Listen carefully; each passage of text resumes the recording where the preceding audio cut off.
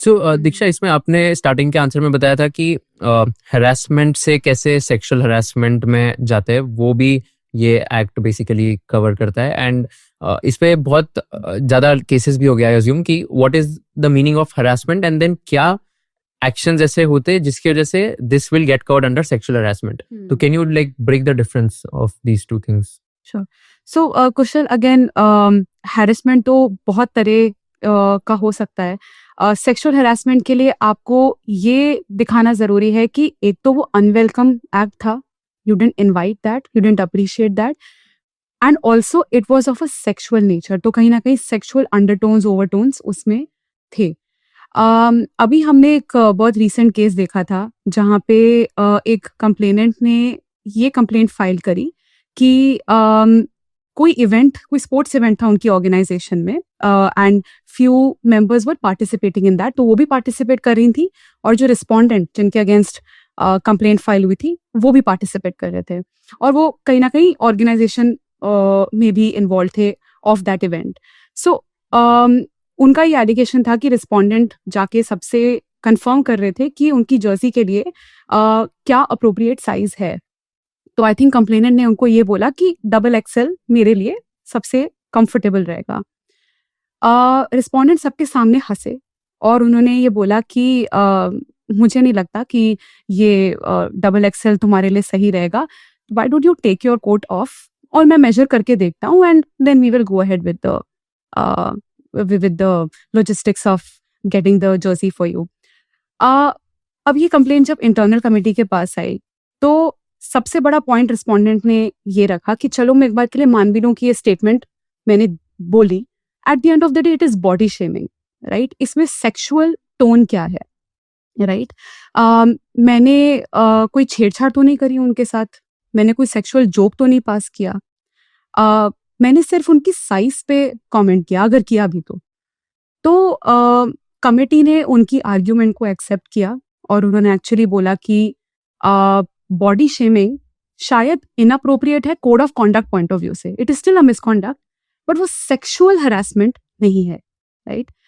अब complainant obviously satisfied नहीं थी इस आउटकम से, तो उन्होंने अपील किया, एंड अपील में जो अथॉरिटी होती है लॉ में, यूजुअली लेबर कोर्ट वगैरह होते हैं उसके लिए, तो उनका भी यही व्यू था कि हाँ, body shaming is condemnable but it's not sexual harassment, right?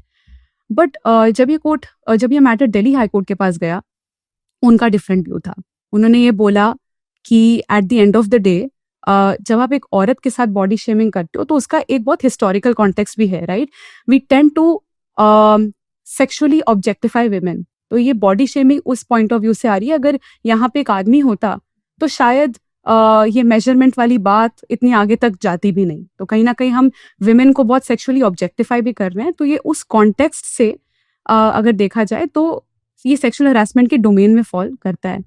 और दिल्ली हाईकोर्ट ने ये बोला कि ये मैटर थरली इंक्वायर होना चाहिए, और उन्होंने ये मैटर वापस इंटरनल कमेटी को दे दिया कि आप इसको अच्छे से इंक्वायर करो।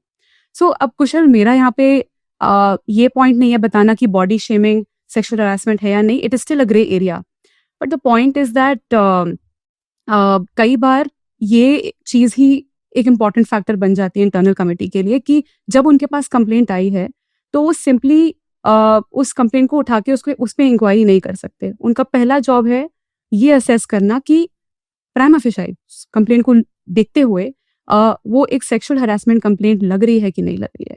सपोज अगर किसी औरत पे उनके सीनियर ने जोर से चिल्लाया सबके सामने, अब shouting may be again a code of conduct issue, but and could be harassment also अगर ये रिपीटेड तौर पे हो रहा है, लेकिन ये सेक्सुअल हरासमेंट है वो जरूरी नहीं है।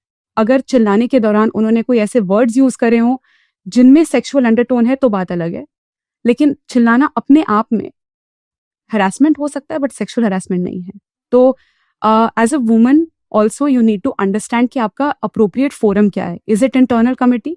और वो तभी होगा अगर आप सेक्सुअल हरासमेंट क्लेम कर रहे हो। If it's just harassment which is also serious enough, आपका देन रिकोर्स होता है कि जो ऑर्डिनरी डिसिप्लिनरी कमेटी होती है किसी भी ऑर्गेनाइजेशन में जो दूसरे तरह के मिसकॉन्डक्ट देखती होगी, आप फिर उनको रीच आउट करोगे। सो वो डिस्टिंक्शन इवन एक वुमन को भी समझना होगा।